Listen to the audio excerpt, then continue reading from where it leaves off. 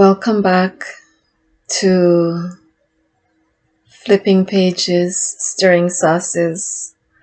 Where we left off last time was my sister Denise, the author of this book, Spiritual Messages Challenged Through Me, was where she had been murdered by being thrown overboard, and where she made her transition from the physical realm into this spiritual realm in a past life. She has given me written permission to feature this book here. And so tonight we're going to pick up at chapter 4 and continue on. As I've said before, reading, writing, cooking, and being a mother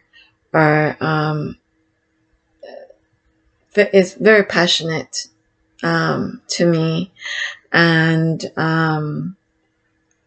hence the topic, because in the future, after we're finished featuring this book, I will be sharing some of my secret recipes with you, and we'll be cooking with you and baking with you, and then I will be featuring some of my own books. But for tonight, it will be this one, written by my sister Denise. And I just want to apologize ahead of time and say that I am not a perfect person, so please do not expect perfection from me. I will mispronounce some words and probably misread, but I will do my best to correct any mistakes that I make. So sit back and enjoy. Chapter 4, Conversations with a Slave Trader. Having finished their day's paperwork and bidding each other a good night, the two white men in charge turned into their individual but small bunks. The white man who felt the girl's kick has not yet made a full turn towards his bed, which he intends to take fully clad. When, "Hello, Masterman!" he is greeted by Hanaru, who, with his feet crossed at ankles, is floating in a reclined position over the length of the headboard of the bed, which the perplexed man is now hesitant to approach. He shakes his head before he starts rubbing his forehead. Damn, am I really this tired? Or am I really sick and don't even know it? A beam of light streams between Hanaru and the slave trader, enabling the observer to see them clearly as they, too, see each other clearly within the dimness of the rest of the room. No, Masterman, you are not seeing me because you're tired. And yes, you are sick, but not the type of sickness that any earthly medicine can cure. You are physically sick, and that is why I am here, to help you heal your spirit before it is time for it to be released from your body. But you are dead. I saw your body being dumped overboard. You're already decomposing, rat-feasted, and left body. My body, yes, but not me, Masterman. Only now does fear start to grip the white man, causing him to stutter. Then? You must be a ghost. Oh! No, not a ghost, a guide. Your guide, Masterman. fear and trembling and confusion in his voice. A guide? Why do you think I need a guide? And what's the difference between a guide and a ghost anyhow? You need a guide to help you answer the questions you were asking not so long ago while doing your inventory in the hull of this ship. Now, the difference between a guide and a ghost is that the guide is here to help you, whereas ghosts are stuck in this world and are looking for help from those who can see. Because, help me? Help me do what? Let me finish, Masterman. As your guide, I am here to help you along your spiritual path. Now, as for ghosts, they have issues to sort out that are somewhat like yours. You will be stuck here as a ghost or end up in a tree somewhere very cold. Or you will go back to hell very hot. If you do not sort out your spiritual life now, tonight, ghosts, spirits, guides, angels, aren't they all the same?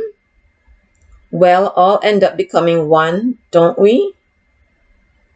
We all end up becoming one, don't we? We all are spirits of a sort, whether animate or inanimate. But in terms of angels, guides, and ghosts, did I not just say they're different beings? Do you remember that conversation you had with yourself not even 2 hours ago? Your time? Honoru mumbles to himself, how quickly you forget, as he waits for his master to search his human mind. Still floating in the air, he sits up from his reclined position and fully faces the slave trader while bending his knees before crossing his ankles under his thighs. The conversation you had with yourself as you examined the loss of your cargo, your human cargo, Masterman? How do you know that? He questioned his memory. I never told you that. Didn't see you there. That's the problem with you, Masterman. You can't see. I can see just fine. I don't even wear spectacles. And why do you keep calling me Masterman?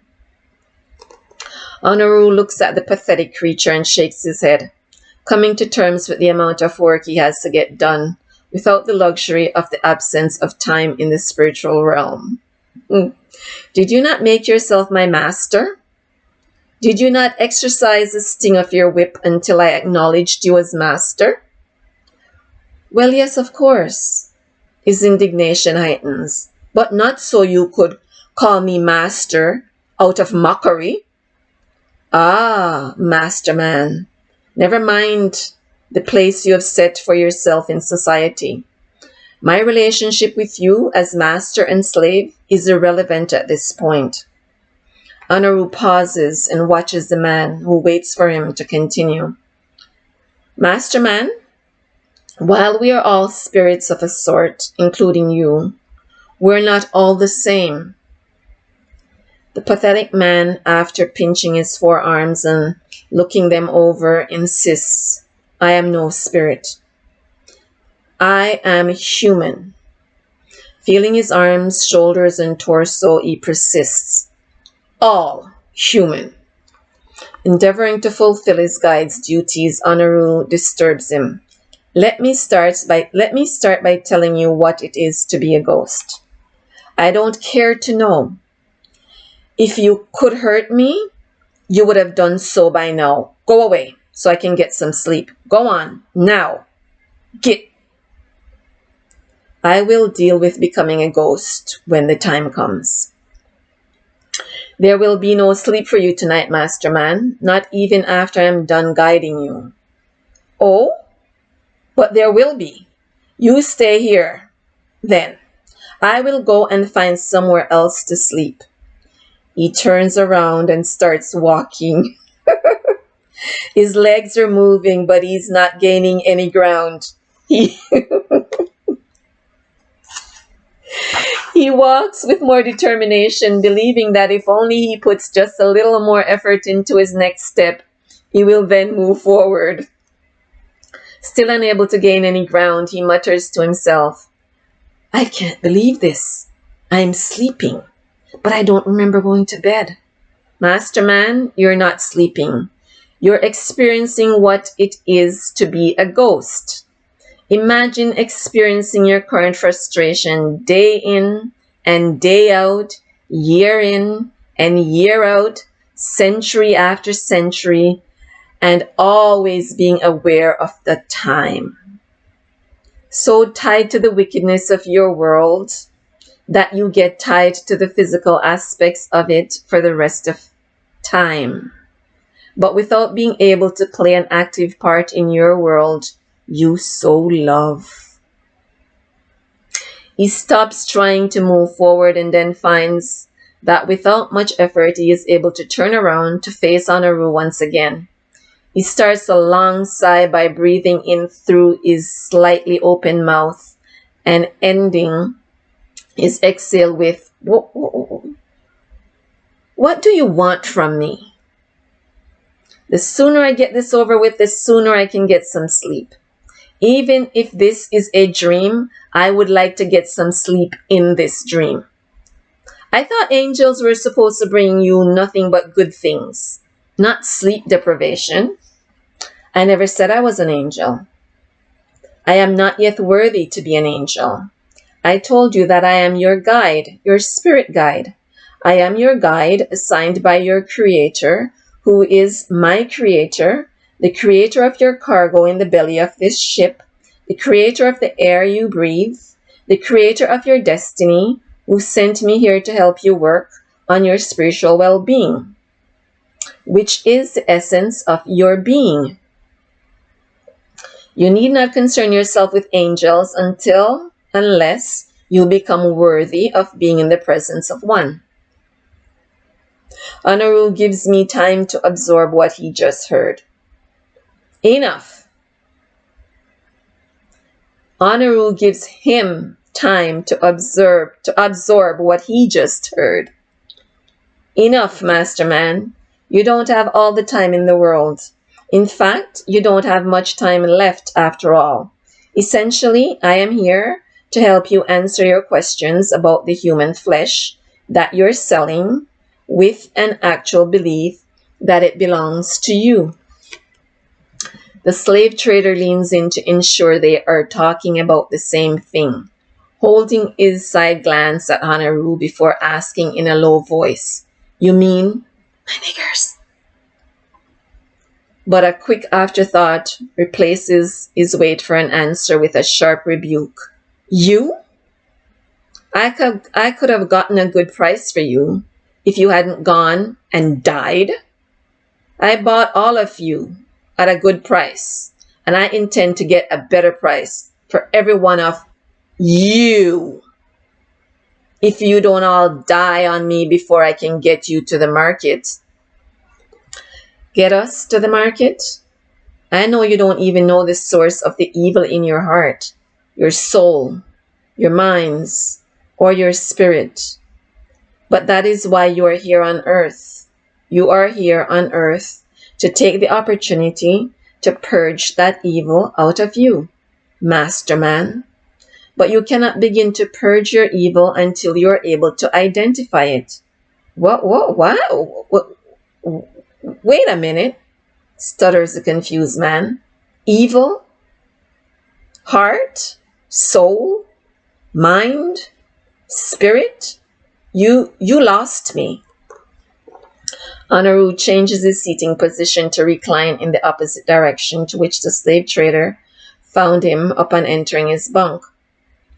Lost you, Mastermind? Masterman? Yes, retorts the obtuse man.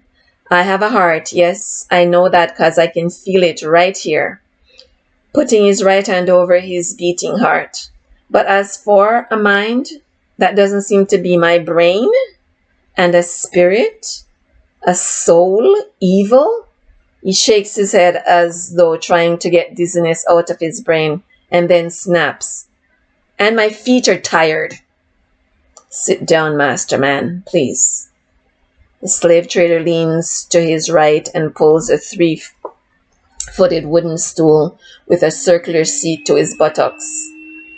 Anaru waits patiently, watching while the human uses the hardness of the stool to bear the burden of his mortal matter. The slave trader, making himself comfortable by resting his heels on the footrests of the 3 that happens to be positioned at the back of his feet. Anaru now obliges him in the pace of his teaching. Okay, master man, I will slow down for you, explain to you that your spirit and soul are the same, inasmuch as your soul is the memory bank of your spirit. That is, your soul is your spiritual brain. You have a spiritual body just as you have a physical body. And you have a spiritual brain just as you have a material brain. Likewise, you have 2 minds, one that controls your physical body by way of controlling your brain and is called the human conscious mind. And you have another that controls your spiritual body called your spiritual conscious mind. Whatever your spirit conscious mind absorbs is stored in the soul, which is the spirit brain. Do you understand, Master Man? All right. I understand that. But what does that have to do with me and evil? The uninformed man wants to know. Okay, Master Man, I get your point.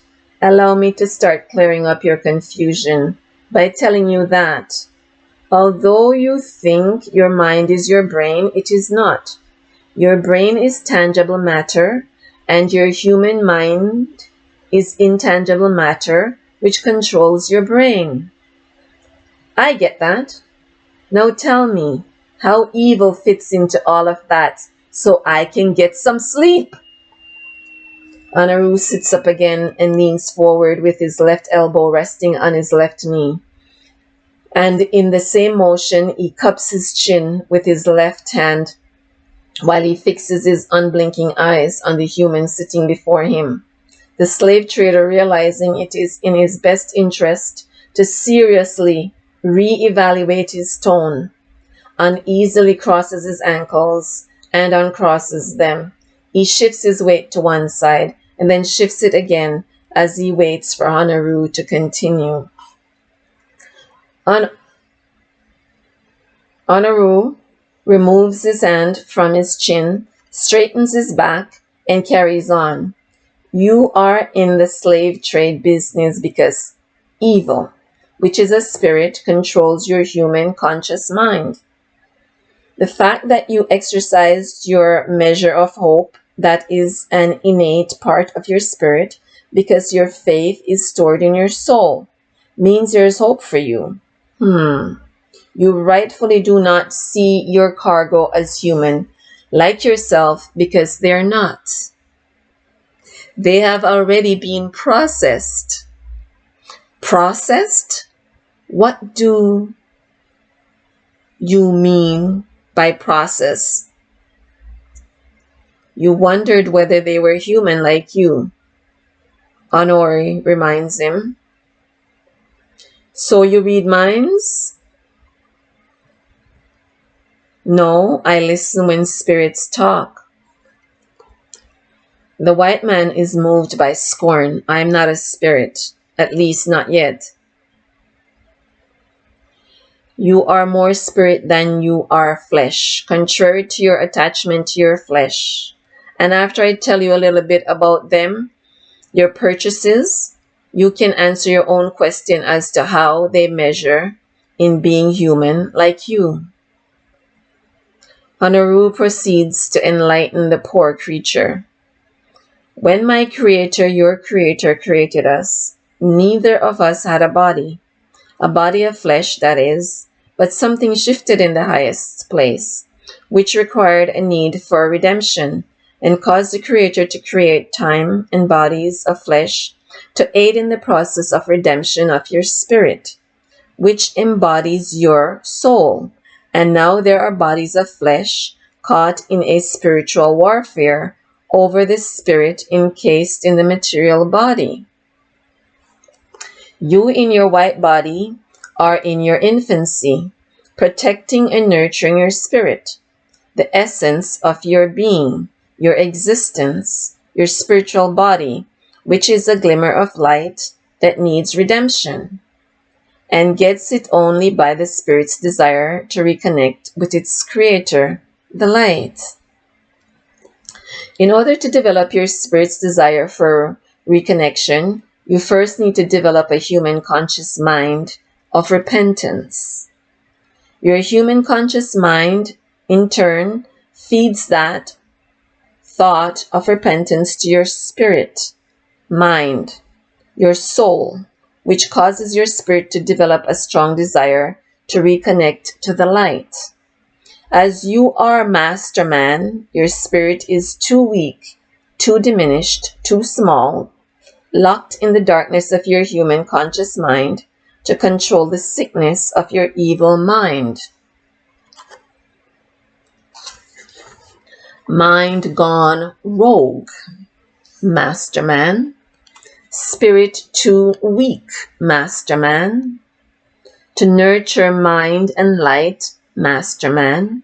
So mind embraces evil without the fear of the Creator, who is the light, masterman.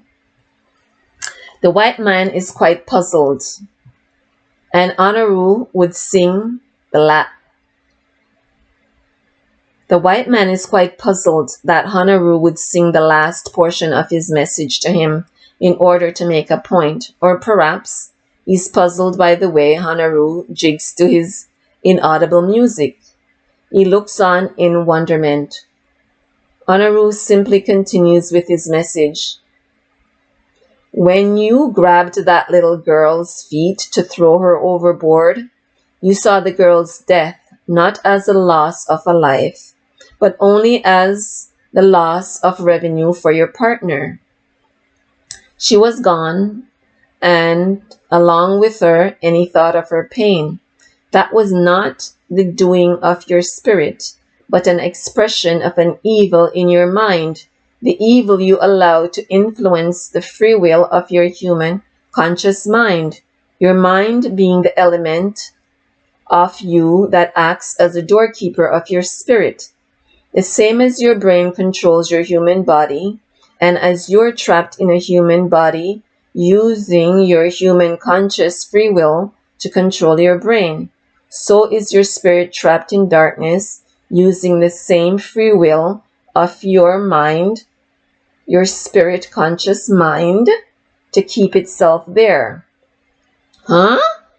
You just lost me again. How is anybody supposed to figure all of this stuff out? I'm just a simple man trying to earn a living. Oh no, you are Masterman, and that is why I'm here. Remember? Stay with me and listen carefully. Those black beings that you are taking to the market already know this stuff. They don't need a guide to explain this stuff to them. Hence, they are processed. Now, where do you feel I've lost you?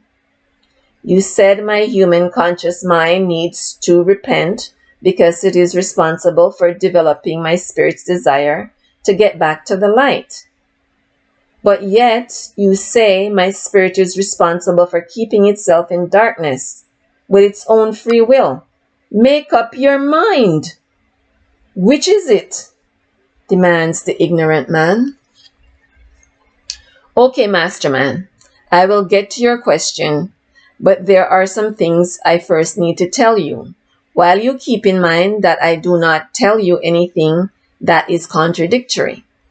If your body succumbs to its inevitable end, with the evil in your mind still in control of your actions, barring your spirit from its potential growth, the same as your brain controls the well-being of your mortal body, and often bars it from its potential intellectual growth, and at times even forces the body to engage in self-destructive behavior. Brain gone mad, body not giving it what it needs to make healthy decisions.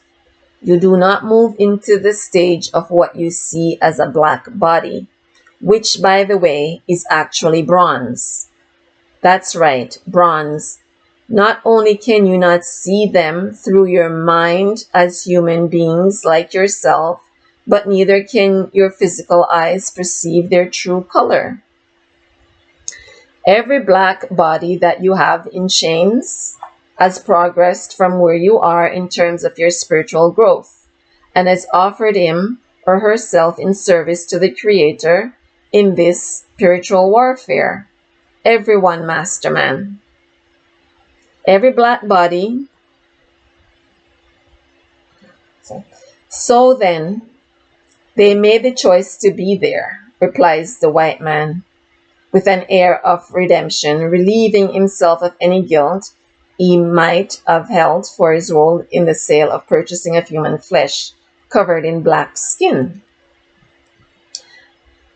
And you can make the choice to not keep them there, Masterman.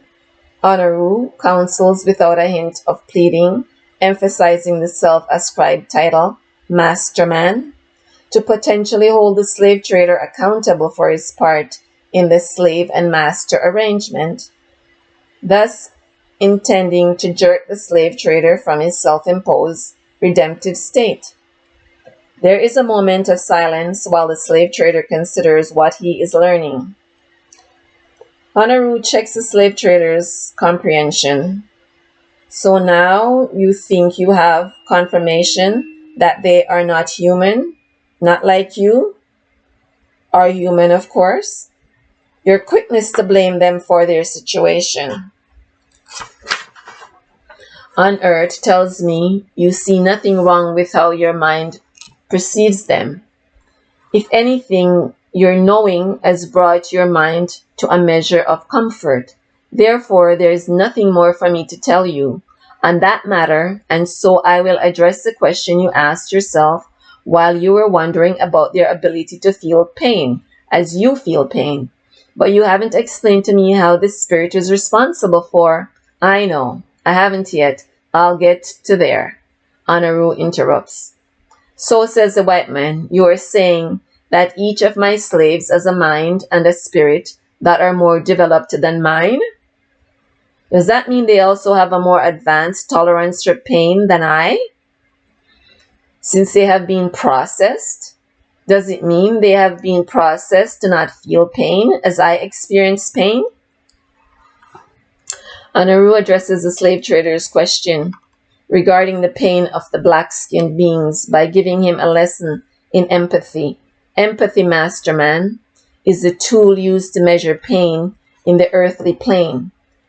When a mind is infused with the disease of evil, the pain of others is something that the mind transmits to the spirit as pleasure, thus giving the spirit leave to rejoice over the unfortunate situations of others. In order for your spirit to mature, you must defeat the evil in your mind. I know that much. You said that already. I want to go to bed if there is nothing else. You were the one who said to go slowly, remember? Honoru retorts. I wanted slow, but not that slow, says the rude and impatient man. Honoru redirects his charge. In answer to your question as to whether they, the bodies you see as black, feel pain as you do, the answer is yes. However, your limited ability to feel prevents you from feeling their pain. Your limitation even prevents you from feeling your own pain. I feel pain, the indignant man carefully enunciates each word to ensure Honoru does not misunderstand his delivery. He then proceeds to elaborate about his experience with pain. I feel all kinds of pain. When I stub my toe, it hurts. When I burn my finger, it hurts. When my wife, my sweet, sweet Grace, died, it hurt, and it still hurts. When my baby boy was stillborn, it hurt, and it still hurts. I'm even sorry I threw that little girl overboard. I feel pain. Yes, your pain hurts for sure. Your selfish pain, your pain in the flesh, as well as your pain in your spirit, which is your anger pain, your pain of loss, and perhaps even your remorse pain. But does your pain hurt enough to keep you from inflicting that same pain onto what you see as black bodies? Does your pain extend beyond yourself to empathy, Masterman? Honoru already knows the answer to the question, which he asks primarily to provoke thought in the infantile being to whom he speaks. He knows that the immature mind in the white body desires not to harness light by way of repentance for the spirit it guards with darkness. He knows that all slave traders input in the African slave trade is a much bigger undertaking than economic greed and physical laziness. He knows that the slave trade is simply a means to evil's end, the end being the capturing of the spirits encased in black bodies for the light they hold, which is the soul. He therefore tells the slave trader something about his perceived economic need of which he is not conscious. Masterman, you think you are in the slave trade of human flesh to advance your economic condition, but you are in the slave trade to serve evil's purpose, which is to capture the spirit that is encased in each black body. To capture that spirit, the human conscious mind must first be broken, subdued. And in order to subdue the human conscious mind, the physical body must first be subdued. Once the body is physically subdued by literal chains, the germination of psychological control begins. You tell them, Masterman, without the use of words, that you are inferior to your role is to serve in a degrading capacity because, and your brain cannot comprehend, you lack the ability to, and that is why you are my nigga. Your intention, therefore, as an agent of evil, is to have these psychological controls take deep roots in the human conscious mind of those you now keep in physical bondage. Once the psychological roots are firmly embedded in the mind, there is no further need for literal chains of bondage, and the spirit is left vulnerable to the mercy of evil. I tell you all this, Masterman, so that you might see your captives not as flesh for money, but as spirit beings in a spiritual warfare. No counters the unrelenting businessman. No counters the unrelenting businessman. I paid good money for them, and I am keeping this batch. This is my last run anyhow. With the money I make from this lot, I am going to buy a farm and get out of the slave trade business altogether. Masterman, with your mortal eyes, you see your choice of business as simply your means of generating money to sustain your mortal self. But you are only a small instrument in a massive orchestra. What I'm about to give you is an opportunity to make a conscious choice to either redeem your spirit by handing it over for redemption, or you can leave it to be subdued by darkness for evil's taking. You can choose to reconnect with the light and still live outside of time, but be guided by a mind which is you. that is infused with the peace, love, and contentment of the light. Honoru continues to guide the slave trader. The disease, rightly named evil, also known to you as the devil or Satan or Lucifer, consists of a mind, a spirit, and a soul, and the three parts being the composition of itself that evil brought with it out of eternity and into time. Evil infuses the susceptible, the receptive human mind with itself, thus turning the receptive mind into an evil-infused mind. Evil endeavors to use the diseased mind, the evil-infused mind of the white body by way of slavery to subdue the spirit in the black body, and hence harvest it and utilize it for more evil works. Are you comprehending, mastermind? Go on, I'm listening, but that doesn't mean good, Honoru continues. Evil is fueled by the evil it produces in this world. Its aim is to garner spirits for a battle it intends to fight in other worlds. Worlds it intends to make even more evil than this world, if one can imagine that.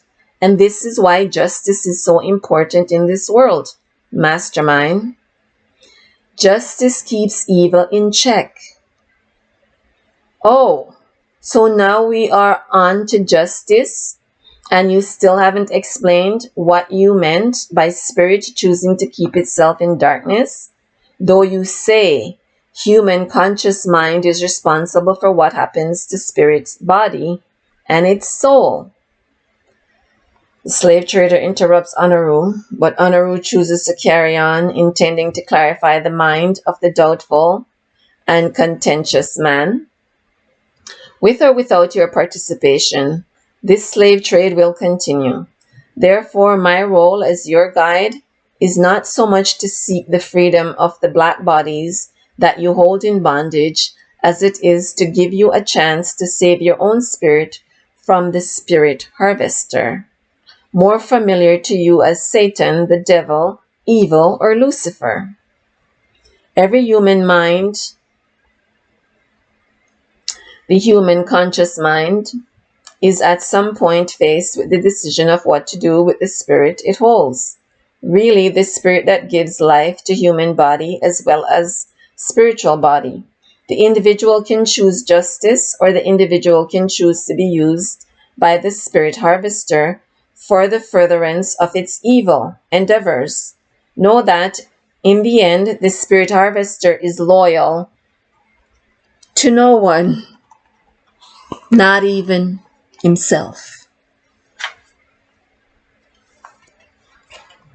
It is the antithesis of justice, and therefore cannot be just, not even unto itself. It cannot produce an element that it cannot find within itself. It cannot produce good because there is no good in it. It cannot give love because there is no love in it. It cannot be counted because its essence is evil. It cannot be contented because its essence is evil, is greed, which is the mind of the soul memory bank that is embodied in a spirit of envy. Its energy is produced by way of its evil mind, which feeds it more of itself, greed and envy, which is evil. Peace, love, joy, contentment, loyalty, and compassion, these are elements that evil can copy, the same as he can copy the shape and changing characteristics of a chameleon, but it cannot feel these elements. The slave trader interrupts his guide by wearily asking, "Do you think you can get back to telling me what my spirit desire has to do with all this?" "Okay, master man, let's talk about your spirit. The condition of your mind at the time your spirit chooses to leave your body is up to you. That is the only thing your human conscious mind cannot control. with your spirit while either part of you resides in the flesh. The time the spirit chooses to leave your body becomes a time allocated in the flesh, is determined before you take on flesh. You, human consciousness, human conscious mind, master man, resides in the spirit. It is your spiritual body, and where it goes, guess what? You go. When the master calls, whether it be your master or the master, you must go. Is that it? If I don't accept all this, then my spirit is doomed? My poor spirit? 'Cause I am not convinced, chides the hard-minded white man. I have gone on so long telling you about the mind controlling what the spirit gets, that I may have led you to believe that your spirit is some kind of victim, waiting to be rescued by you, the all-powerful human conscious mind.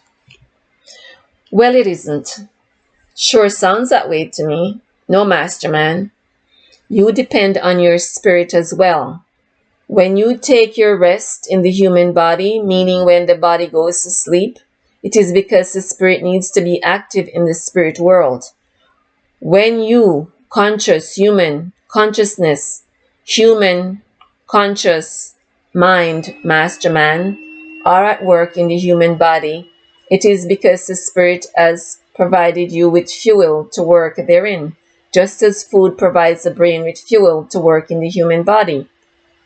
When you, human consciousness, sleep and spirit goes to work in a spirit world, taking you with it while you are in a restful state, spirit gets opportunities to strengthen spirit self, and in turn delivers that strength to you by way of what you consider to be your dreams.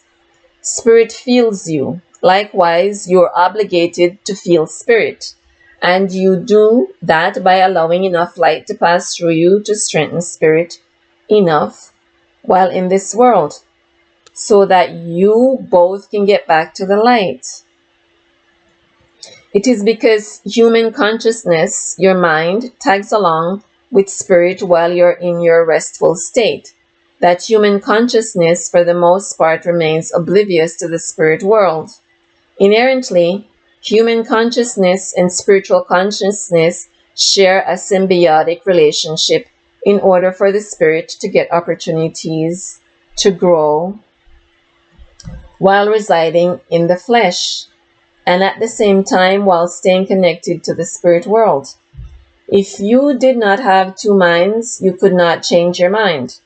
Just as if you did not have 2 feet, you could not alternate them, one foot with the other, while using them both as you walk. You change your mind by a slight imbalance of power, which is a slight imbalance of acceptance between the human conscious mind and the spirit conscious mind. Very much the same as you walk using both legs in a balancing of power, in the carrying of your weight, and both legs are obligated to work together for the benefit of your body as a whole. Thus, whether or not your human conscious mind or your physical body is ready, when your spirit conscious mind is ready to leave. That is, when time is up for human consciousness to allow light to get at the spirit while operating in this world, spirit leaves and takes human consciousness with it in its memory bank, the soul. All right, interjects the slave trader, genuine curiosity starting to creep into the reluctant believer's mind. They leave. But how do they leave? Where do they go? Masterman, they leave by way of being harvested by the spirit harvester, from which some came to earth and dwelt in the flesh and must go back, or they leave by way of redemption to the higher plane, back to a place in which spirit resided before time, back into the safety and the eternal presence of the Creator of all, the source, the light, the spirit redeemer. Creator of all is the creator of all because this almighty being created all things, including time. Whether by way of the spirit harvester or by way of the spirit redeemer, either way, the spirit of a human must vacate the human body. And a body that is without spirit consciousness is nothing more than physical matter supported by physical matter. Physical stuff supported by physical stuff. Decomposable stuff supported by decomposable stuff. Masterman. Honoru has the slave trader's undivided, quiet attention, so he keep going. You make the choice on Spirit's behalf. Although you can blame Spirit for not working hard enough, not desiring hard enough to enlighten you to choose one and not the other, not working hard enough for you to choose the Redeemer over the Harvester, not desiring hard enough for you to choose to accept the knowledge it gathers from the spirit world for you. You can choose to accept the beams of light available to spirit through you, light for which spirit itself fights while operating in spirit world, light that spirit needs to be fed through you, human consciousness. Feeling satisfied that he has delivered his message as effectively as he could to the reluctant student, Honoru hints that he is about to take his leave by telling him, I am from the Spirit Redeemer, the light, a beam of light being offered to you through the efforts of your spirit. Dureni, who is one of Denise's spirit guides, has interrupted the conversation between Honoru and the slave trader to tell the reader this. So this message that I am about to read is from Dureni, the spirit guide. The mutually dependent relationship between human conscious mind and spirit conscious mind is the reason that while in your dream state, you must never lose, never give up. Your fights in your literal world depend on it. Your fights at work, in your marriage, in your business affairs, with your family members, with your known and unknown enemies, depend on your never giving up when fighting in your dreams. Likewise, and as imperative while in your human conscious state, you must always know where you can find help. Always know where you can hide. Know who will help you. Know an ally wherever your mind wanders while in your awake state. Your fights in your dreams state depend upon it. People, whether mortally dead or alive, whom you can trust to help you while in your human conscious state, will also show up in your dream state to help you. When you are subdued and someone is about to cut your throat, an old friend or a dead grandmother will show up to bat him over the head or thump him on his nose. When you are running from the enemy and he is about to catch you, God will allow you to fly or jump upon a mountain top, or jump from one mountain top to another, or run into an ocean and ride mountain high waves. When the enemies surround you, you will get power you never knew you had to kick, or sometimes your rescuer will show up just as you are about to engage in a fight, giving you that sense of relief, feeling the spirit, freeing the spirit to return to the body, and the body wakes up. You have two brains functioning as one. While functioning independently, two eyes seeing as one, two ears hearing as one, two hands, 2 feet, 2 nostrils breathing as one. While breathing independently, what makes you think you do not have two minds, functioning as one, while functioning independently? When the two minds do not adequately support each other, human consciousness loses its mind, mind gone rogue to evil. It is as though no time is lost between the slave trader and Honoru in their conversation. Yet Honoru waited for Dureni to conclude his message before he allows the slave trader to engage him in further conversation. "You're not going to leave until I change my mind about my slaves, are you?" asked the spiritually blinded man. "No, master man," Honoru concludes. "You are your mind, and my work here is done. But my sister here has something to tell you." The slave trader watches as Honoru and his aura of light fade into the dark, the room hastening his speech to stop Honoru's leaving. Wait! What do you mean, your sister?" "Goodbye, master man." Ari, encircled in an oval beam of light, steps out of the darkness of the room and into the sight, and into his sight. At this, her murderer jumps off the stool he was aiming to vacate, causing his three-footed support to violently topple away. His feet and arms move quickly in an attempt to retrieve the stool and possibly use it for defense, but he gets no closer to the stool. "There is no need to be afraid of me. I am not here to hurt you. In fact, I am here to help you. What you did to me helped me to fulfill my purpose in that body, and now I am here to be a guide to you." "Help me? Why would you want to help someone who, why someone who, such a cruel thing to you?" demands her murderer, voicing his doubt about Ari's stated purpose for being there. "What you did to me is of no consequence to me. The issue here is what you have done to yourself, but which has paradoxically helped me to fulfill my purpose."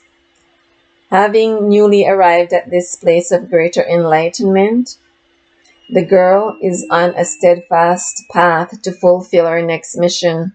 The completion of her assignment as human is not the completion of her enlightenment in her project. She has fulfilled only one section of her course and has others to accomplish before returning to her original state of being, her angel self. She proceeds to explain to him why he is able to see her and converse with her. "You are able to see me and converse with me because beams of light are reaching your spirit through your human conscious mind. By searching yourself for empathy towards the beings you hold below, you have created holes in the membrane between your human conscious mind and your spirit conscious mind. Thus, there is hope for you, hope that your spirit can be saved from the spirit harvester." The girl goes on to tell her murderer more about her spiritual growth. "If I had understood the help you afforded me in fulfilling my purpose in my human body, I probably would not have kicked you. Not quite so hard anyhow." "So you did kick me?" the slave trader exclaims. "I did, and I kicked Master Rodian too.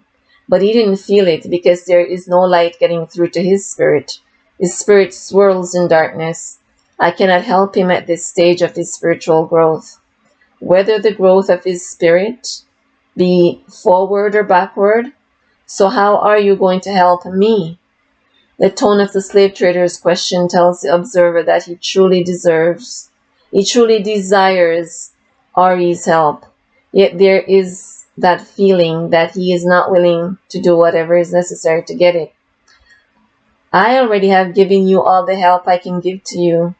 From the time you saw me down under, you knew that there is more, much more to you than your body. By choosing to genuinely ponder your actions and your mindset, you let more light in for your spirit to grow. The more empathy Empathy, you allow yourself to feel for those whom you perceive as being lower in intellect and therefore subjugated for the benefit of your social and economic growth. The wider the beams of light to your spirit expand. Enlightenment is the only food your spirit requires for growth, while it supports the life of your flesh. The seed of enlightenment is now implanted within you, within your soul. What you choose to do with it is up to you. And yes, we do remember our family and we do feel the pain of loss. But where I now reside, loss is embedded in forgiveness, which is embedded in peace. Having delivered her message, Ani eases back into what appears to be white man, to be darkness. The white man understands that not much is really required of him for his spirit to be redeemed. He is relieved to know that he can choose to leave his body by way of redemption, by simply desiring the growth of empathy and justice within the parts of his eternal being.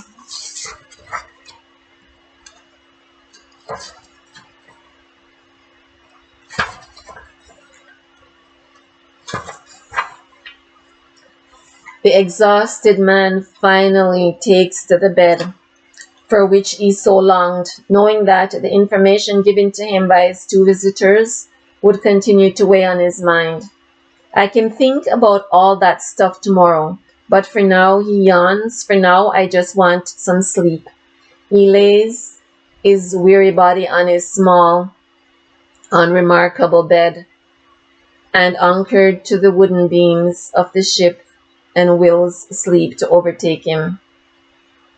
Sleep is not being favorable to him. 10 minutes pass, no sleep. He turns from facing straight up to facing the wall next to him.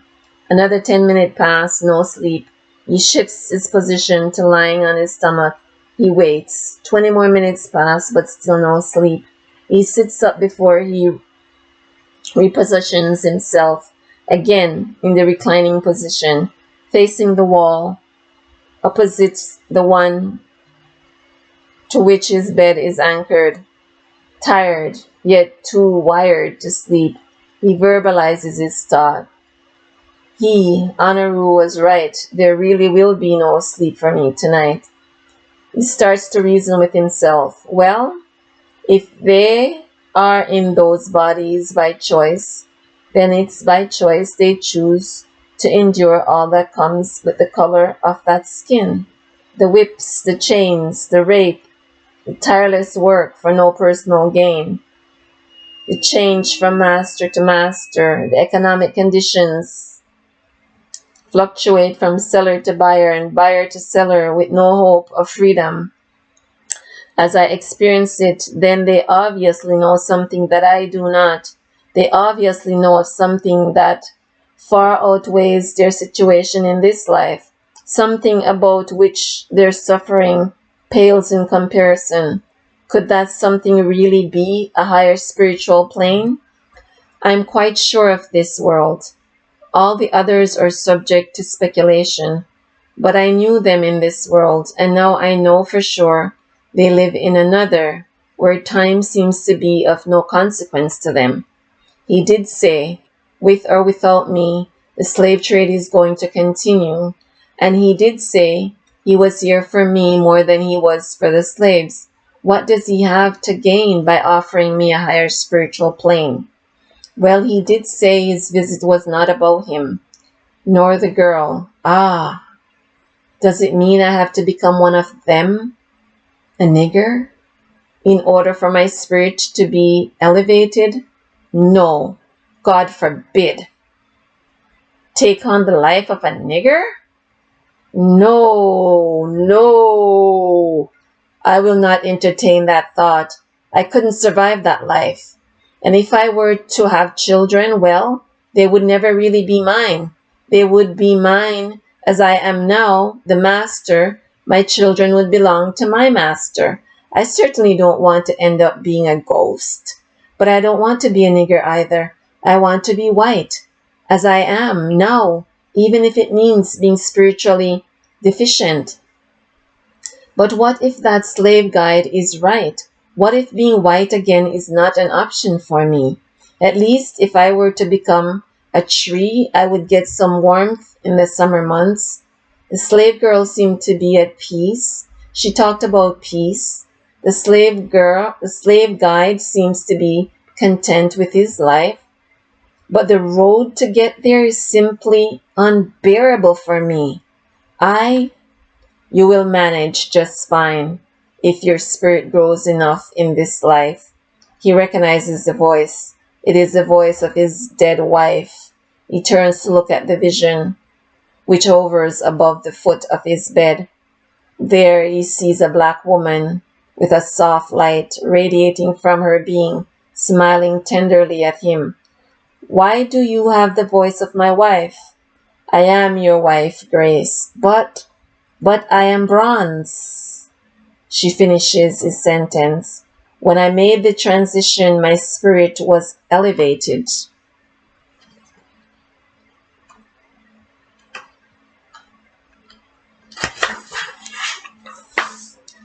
Then it is true what that slave guide said about coming back into my world as a black. It is true that he made the choice to be a slave and not a slave owner. He chose to be a black instead of white. Yes, it's all true, my love. Lifetimes ago, he accepted that his physical body was an insignificant part of himself and sought his spiritual destiny.